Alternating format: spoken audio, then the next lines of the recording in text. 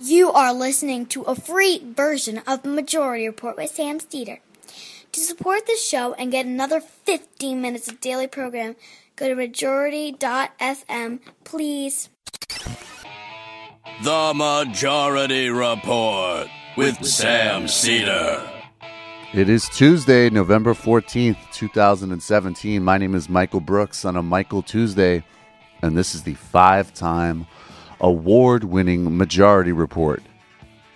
On today's program, Branko Marcetic on the Ricketts family, the anti-union multi-billion-dollar family you've never heard of, who are ruining America's unions. We'll also talk about why last Tuesday was a good result for leftists and for social democrats across the country. Plus, the revelations keep coming.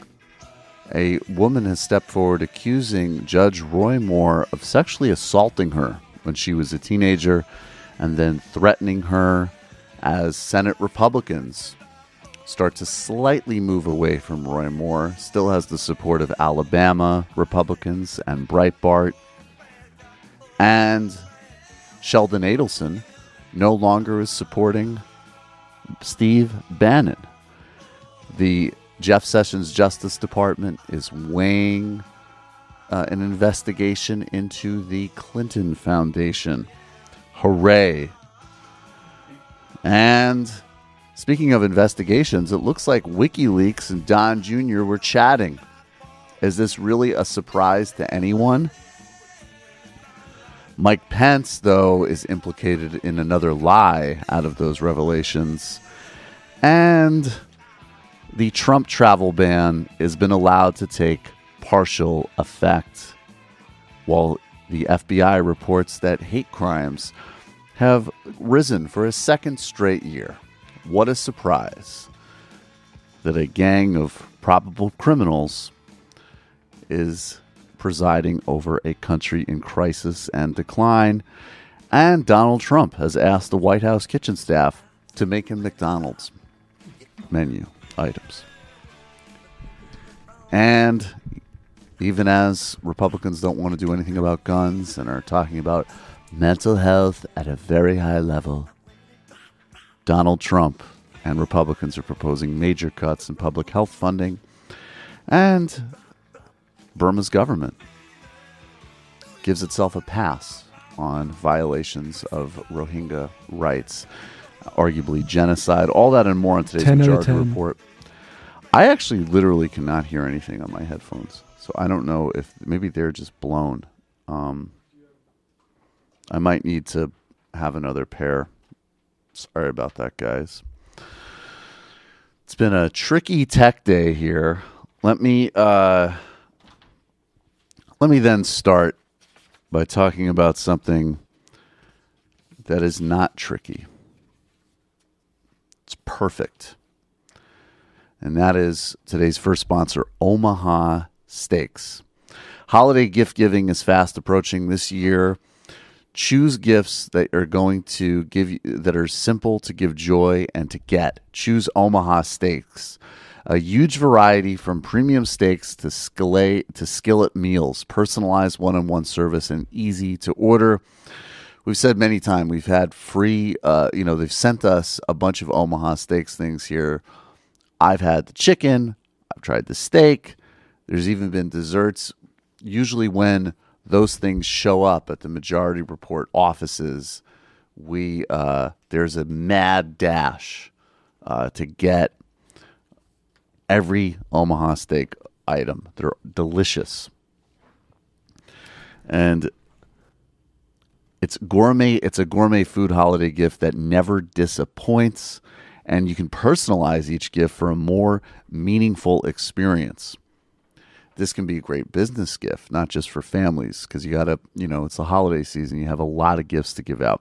Just for my listeners, enjoy a special holiday pricing on the perfect business gift. It's an ideal holiday gift for your clients, employees, or partners. The perfect business gift includes 4 bacon-wrapped tri-tip steaks, 4 Omaha Steak burgers, 4 gourmet franks, 2 boneless pork chops, 4 kielbasa sausages, 4 caramel apple tartlets, plus you'll get free shipping. This holiday gift package is only $59.99. Go to omahasteaks.com, type in report in the search bar, and choose the perfect business gift. Again, omahasteaks.com. Enter code report in the search bar. The perfect business gift. Send or experience this exclusive gift package for only $59.99, and it ships free. All right, let me see here. Gotta do it's like we're bringing in a pinch hitter here, folks. Let's see if this works. Or like the pit stop in NASCAR. Or like the pit stop. Yeah, exactly. The coach comes on the field. The technician comes on. Brendan with the good sound effects. Wow. I trained under the guy in Police Academy. Yes. Thanks, Mom and Dad. I like when Police Academy was so stupid that was like the first movie that you recognized was a stupid movie when you were a kid. You're like, this is really stupid. Speaking of really stupid, I will take that transition to play this clip of Stephanie Ruhle. Now, we all know that essentially, in a macro sense, we're having this large social cleansing taking place right now. And it's engulfing everyone from essentially career criminals who've gotten away with systemic sexual abuse and assaults on women and have been hidden and protected by large institutions. It's implicating people for boorish and disgusting behavior, people for abusing their positions at work. It's implicating, even I think a lot of interactions which aren't necessarily as black and white as those, but it's causing a large cultural reflection, which is obviously infinitely past due. And maybe people like Bill Clinton, maybe he's coming up next. But it's also engulfing, things that even in our worst of times, you would at least think theoretically Americans were all sort of on the same page with, which is that you probably, if you're in your 30s, shouldn't be trying to hook up with a girl who is 14, or a boy for that matter. Even the most libertine would say, I don't know, what is it? 18, 21, okay? Like there's some The rule I heard is the older person's age plus 7. The older person's age divided by 2 plus 7. So 32, you divide that by 2, it'd be 16. And then plus 7 be 23-year-old would be the youngest. That'd be kind of, that's the rule. I don't know. That's not law. All right. Well, whatever. Some rule like that, some rule in that vicinity. I'm saying that even if we were to take the most questionable metric, I would really hope that there is no one in this country and no one listening that would question anything involving under 21. Or anything that Roy Moore has been accused of. Okay, Judge Moore, and there's a system here. There's certainly a pattern, which is what criminal prosecutors look for in a case. A pattern like a 14-year-old, a woman who said when she was 14 that he forced her to touch him, that he touched her, that he groomed her, that he did this and basically, got her mother out of the way, essentially. Kidnapped her at a courthouse. There's a couple of other women who I believe were 16 at the time. Maybe one was 17. Now we have a woman we'll get to later who was accused him of sexual assault when she was underage. And we also have a story that, he was banned from a mall. Which, happens all the time. But of course, we do not share that consensus in this country because there are many people that have no value for women's lives at any age. A lot of those people are extremists in terms of religious belief, whether they be Christian, Muslim, or Jewish. And there's also just cynical political calculations. Now, Stephanie Ruhle here is going to engage in a little bit of a deep cut in terms of delusion. Remember this period of time where there were people talking about how Ivanka Trump would somehow be a force for restraint and even liberal values in her father's grotesque administration. Now, mind you, Ivanka Trump has accomplished nothing independently in her life. There's serious, incredible charges about the most heinous sweatshop abuses in her companies. And she is purely the product of inherited wealth and stood by while her father ran an overtly xenophobic, racist campaign and himself was multiply accused of sexual assault and boorish behavior. But for some reason, a lot of people thought that she was going to be the moral anchor. I think some people who are less insane have kind of let that go. But here is Stephanie Ruhle on MSNBC actually bringing up that old chestnut. From a risk management perspective, by the time the Access Hollywood tape came out, when President Trump himself said, I do what I want, I grab them by the X, you can do what you want when you're a celebrity, Republicans looked at it, right or wrong, and said from a risk management perspective, I've got to go with this guy. I don't want to see Hillary Clinton be the next president of the United States. You get that. We're talking about a small-time race in Alabama. Those two are not the same. This could actually be a moment for President Trump to say, thanks, but no thanks. Think about how far that would go. President Trump gets whacked right, left, and center for morally reprehensible behavior. How about Ivanka Trump? Ivanka Trump has said repeatedly that her brief is the advancement of women and girls. Now she's on this tax reform tour. She has been absolutely dead silent since Election Day. I think 2 weeks ago in a speech overseas, she said no one should ever accept sexual harassment and made no comment about her father or anything else. How about now, Ivanka? You want to back women? This is your moment. Yeah, and that's going to happen never. Maybe if she sees an opportunity to, cut her dad of a future real estate deal or something. First of all, this is an impulse that even when it's applied to people who actually might deserve to be considered moral people or truth tellers or anything else is misplaced because it's not structural.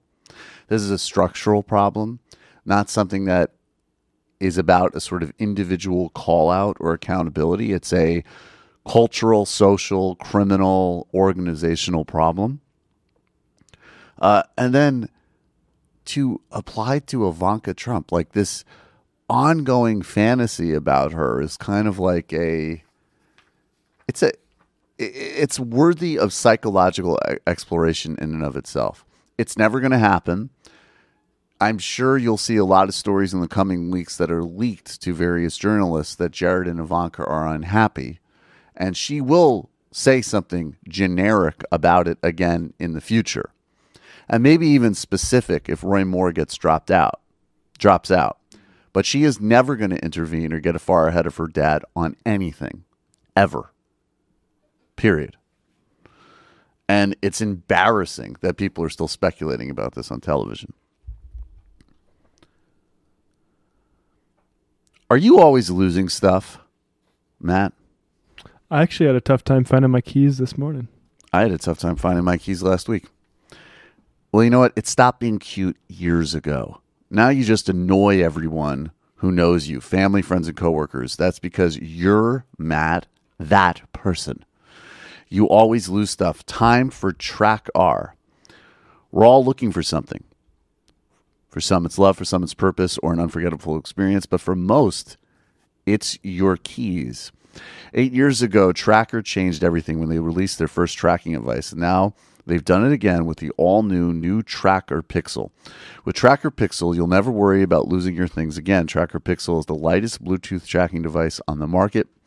Place Tracker Pixel on whatever you tend to lose, keys, wallet, or purse. It's small enough to fit anywhere. When you misplace an item that has Tracker Pixel attached, use your smartphone. A 90 decimal alert will find you in seconds. It even has a powerful LED light so you can find anything even in the dark. Lose your phone, just press the button on your Tracker Pixel and your phone rings, even if it's on silent. You can even locate your item if it's miles away because every tracker is part of the largest crowd locate network in the world. It's like Waze for finding things. Tracker makes a great gift during this holiday season. Save 20% off your first order when you go to thetracker.com/majority. That's thetracker.com/majority. That's the tracker. The tracker. The THETRACK capital billionaire.com/majority. Every year, millions of people receive the gift they like, the least liked gift of all time, underwear.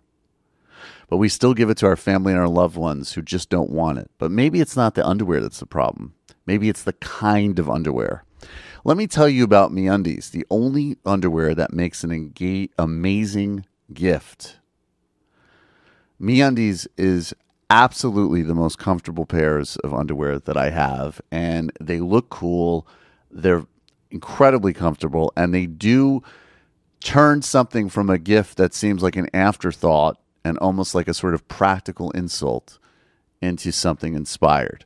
Matt, once again, how long have you been on the modal train? 2011. You see the way he says it? He says it like... Because everyone wants to say you're like 3 LeBron, years. just like walking away, just like chalk it. Don't even have to watch it go through the hoop. Exactly. Like you've already turned your head and the thing is about to sink. Soft, flexible waistband, 3 times softer than cotton, naturally sustainable sourced fiber. MeUndies made underwear the perfect gift that everyone is going to love you for. It's goddamn holiday miracle. This year, don't give underwear, give MeUndies. This holiday season, to get your exclusive 20% off the softest underwear and socks you'll ever wear, free shipping and 100% satisfaction guarantee, go to MeUndies.com/majority. That's MeUndies.com/majority. All right, everybody, we will be back in a moment with Branko Marcetic on the Majority Report.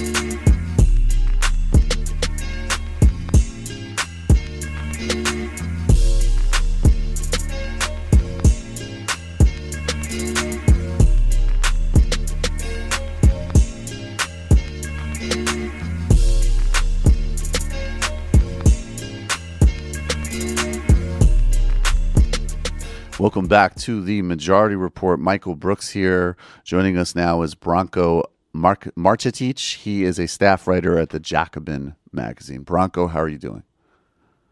Good. How you got, Michael? I'm doing well. It's good to be speaking with you. Yeah, I mean, what do you want to talk about? The Ricketts affair? I like that. I have never been directed by a guest like that before. You're like, don't stop with the pleasantries. Let's get to business. Yes, I want you to tell us.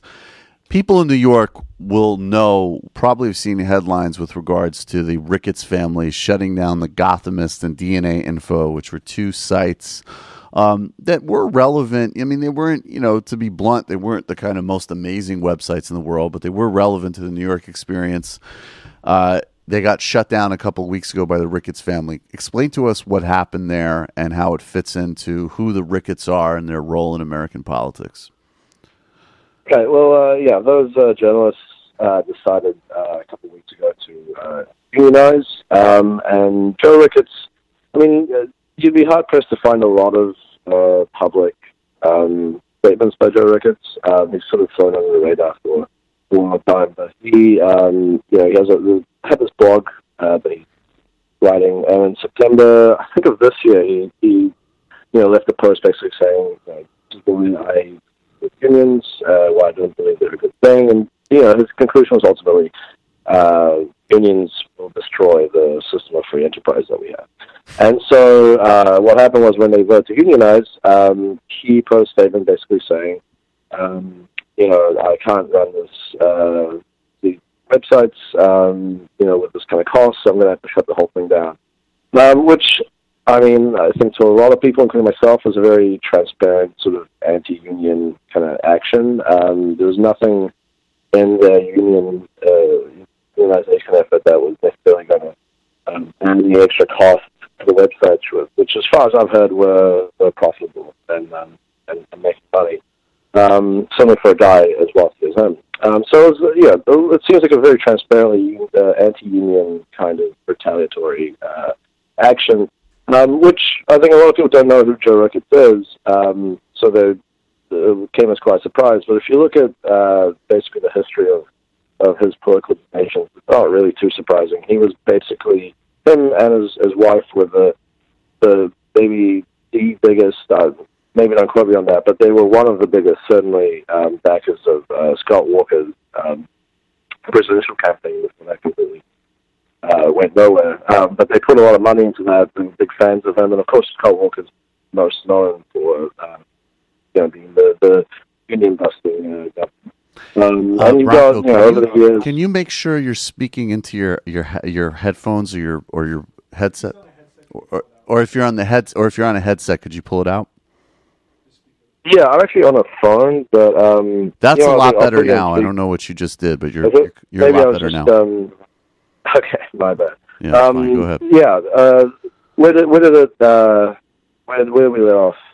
You were talking about I'll set you up a bit more, because basically you're saying the Ricketts family, they're not as well known at all as an example as the Koch brothers or Sheldon Adelson or the Mercers or these other, dangerous plutocrats who are very actively involved in American politics. But they dumped a lot of money into Scott Walker's presidential campaign. It is actually interesting in light of them shutting down two profitable websites, because the journalists there wanted to be able to have some safety and earn a living. They certainly had endless, abundant resources to dump into one of the least successful presidential campaigns in American history. But the point that I think you were making in your piece, it's very interesting, specifically about the Ricketts. All of these families and all of these people obviously share a very anti-worker, anti-union, anti-make-a-living agenda. But the Ricketts kind of prime animating force, the Mercers have their, alt-right thing. The Kochs have their kind of feudalist libertarianism. Adelson has Likud plus, let me do business how I want to do in Macau. But the Ricketts prime animating thing is union busting. Explain that and the relationship to Scott Walker and where this family fits into the kind of broader right-wing chessboard. Right. Well, yeah. So, I mean, Joe Ricketts is on the record as saying that he thinks that unions are, going to destroy free enterprise. And when you look at how he's done it to both to Scott Walker and in other states, his wife has donated money to the current governor of Missouri, who is a big right-to-work guy, and he made Missouri, I believe, 28th right-to-work state, almost as soon as he took power there. You've also got one of the Ricketts family, one of the sons, he's the governor of Nebraska, and he, while that's already a right-to-work state, so that mission accomplished there. There's no need there. He has embarked on an austerity program where he's basically cut, I believe it's $56 million from the budget, most of which is cutting things like, public services, elderly and developmentally disabled. So very kind of cruel and almost cartoonishly cruel kind of cuts. At the same time as he wants to pursue tax cuts as well. And he's also blocked Medicare expansion for state as well. So how did this family make their money, and where did this and how did they inherit their money? Where did they come from, and why do they have a lower profile than these other oligarchs? Yeah, I mean, they made the money from Ameritrade, which is this company that Joe Ricketts set up, which is a broker for trading stocks. And he's fabulously wealthy from that. And he only really became politically active, at least in terms of donations, from what I can see, once he'd already decided to retire. So, that was around about the 2010 period. So he basically decided, he took a back seat in the running of his own company, kind of left it up to his children, and then, but he still had all his money lying around. I guess he decided, what am I going to do with it? I may as well try and put it towards a good use. And for him, a good use is basically supporting candidates who are very anti-union and anti-worker. And also, actually, the family also owns Chicago Cubs. That's the other kind of project. Branko, you're breaking up again. Oh, yeah, and so the family also owns the Chicago Cubs. So that's the other major project that they're involved in.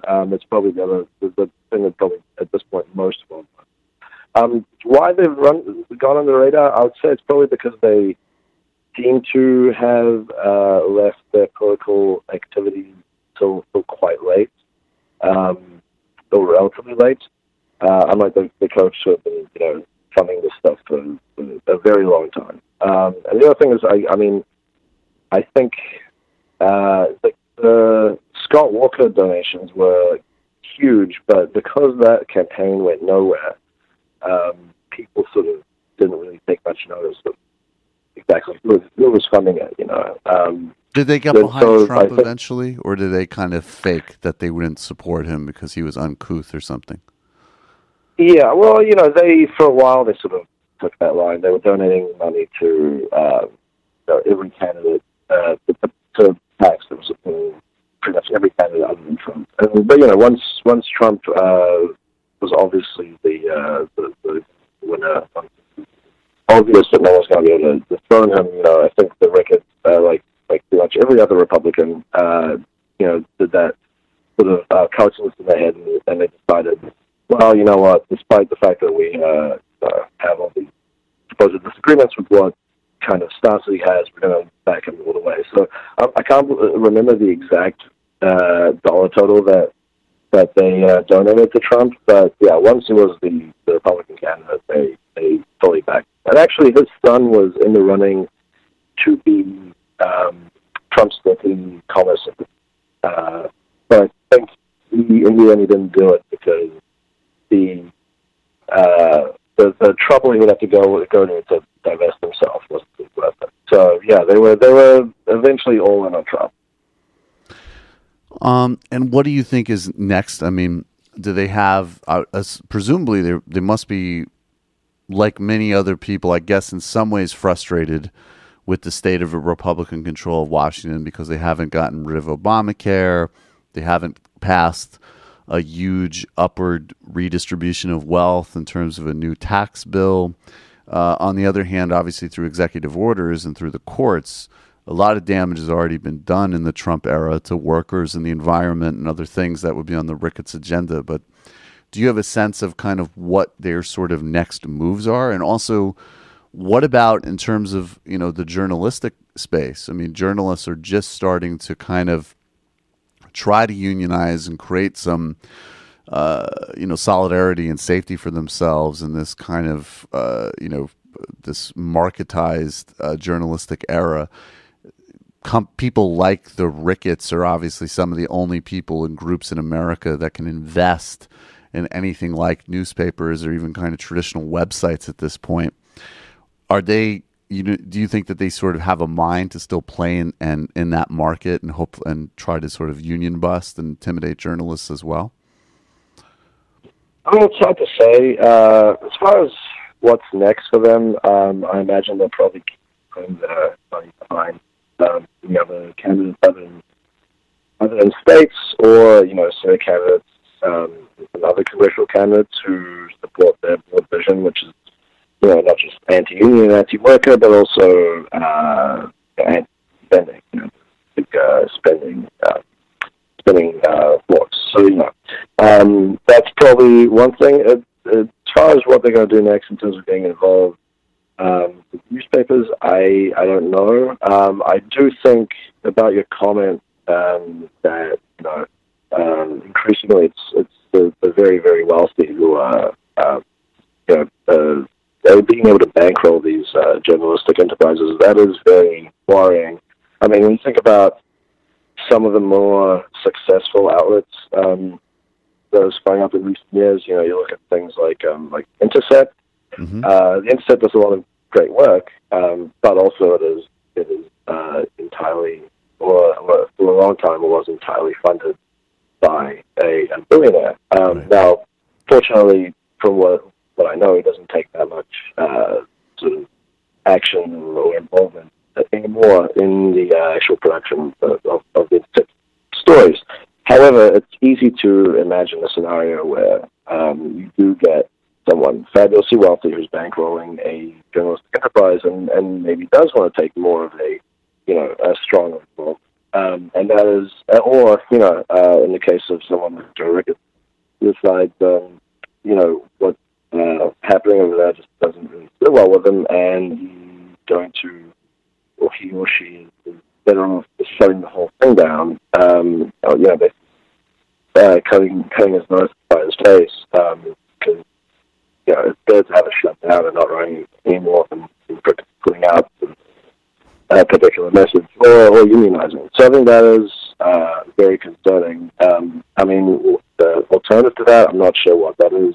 I think the media is still figuring out how to actually make journalism profitable, in the 21st century. That's going to be, it remains to be seen. I would say one heartening example is recently there was a story about The Guardian, and The Guardian, after losing money for years, has started to turn it around, but basically being able to cultivate a very loyal audience who will donate to them. So it's right. Sort of reader-funded thing. So maybe that's the alternative, maybe a sort of Bernie Sanders campaign for journalism. I don't know. We'll have to see, I guess. So, Branko, final question. Let's just touch on this briefly before we jump. I mean, maybe also part of the alternative is possibly some of the signals that we saw in last Tuesday's elections. I'm definitely someone who, across the board, I mean, I wanted the least inspiring machine Democrat like a guy Northam to win that Virginia race. That was still important, but much more exciting for the long term and much more relevant for the future prospects of kind of reclaiming the country and the globe from inherited wealth, essentially, was the performance of leftist candidates and social democrats, whether it was Larry Krasner as DA in Philadelphia, even somebody like my friend Jabari Bridgeport, who didn't win but took 29% of the vote in his New York City city council race here in Brooklyn, was incredibly impressive. You kind of documented that everywhere from a mayoral's race to in St. Paul to voters approving Medicaid expansion in Maine. It wasn't just a hashtag resistance win last Tuesday. It was definitely a win for social democracy. Yeah, definitely. I mean, of course, with these kind of elections, there's always a certain amount of the pendulum swinging back, basically. That after the Democrats win the presidency, you usually get Republicans back to win congressional seats.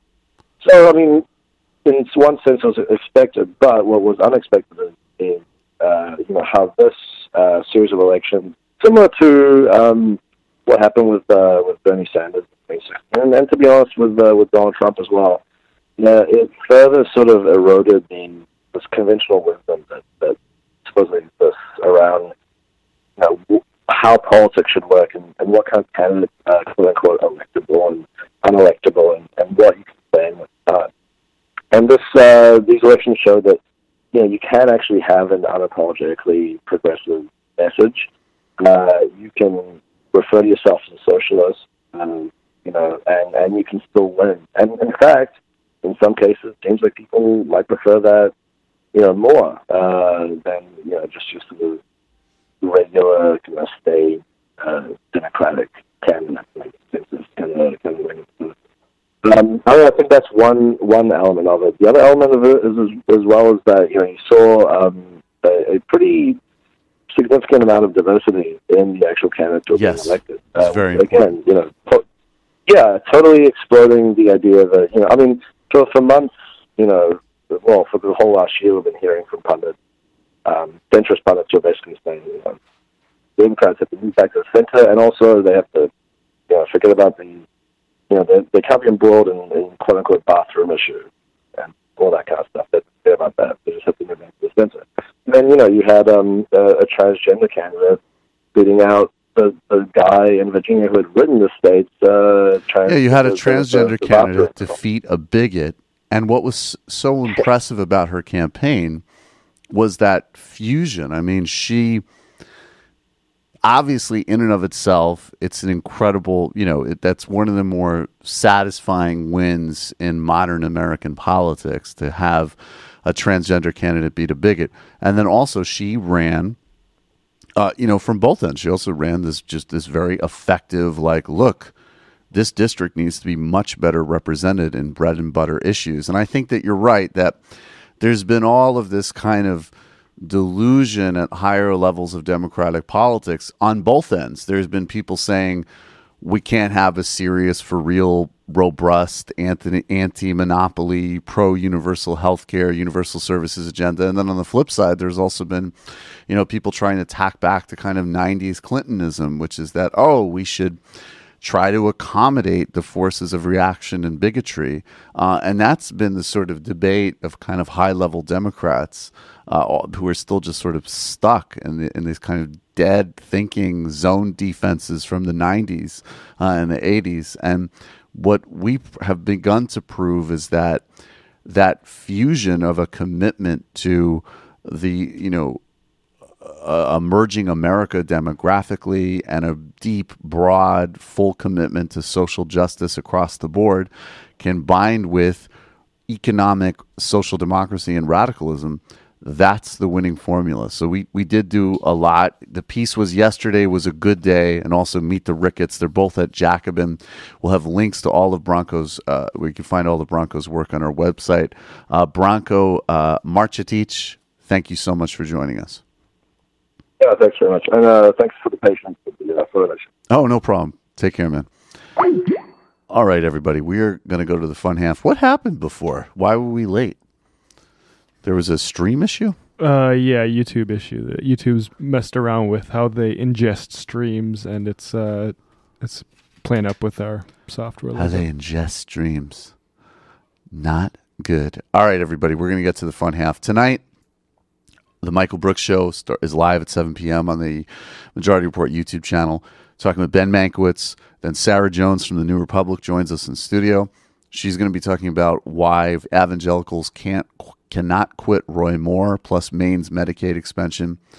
Ben and I are going to talk about Weinstein and the never-ending revelations of abuse in Hollywood. We're going to talk about Keurig filters and Alabama Republicans and national Republicans. Right-wing Mandela.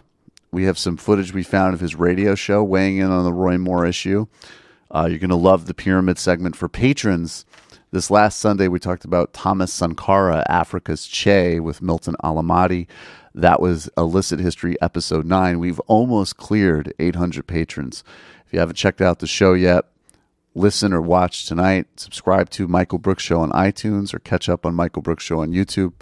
or just make the plunge and get the whole bunch. There's a lot. It's super lopsided if you become a patron. I would say you get like 2/3 more content. And we'll start streaming video games when we get to 1,000. When we get to 1,000, Matt and I are going to play Wolfenstein. And we are almost at 800. So Patreon/TMBS, Michael Brooks Show on iTunes, Michael Brooks Show on YouTube, Patreon/TMBS. Become a member of the Majority Report today. 646-257-3920, 646-257-3920. The IMs are on. We'll see you in the fun half.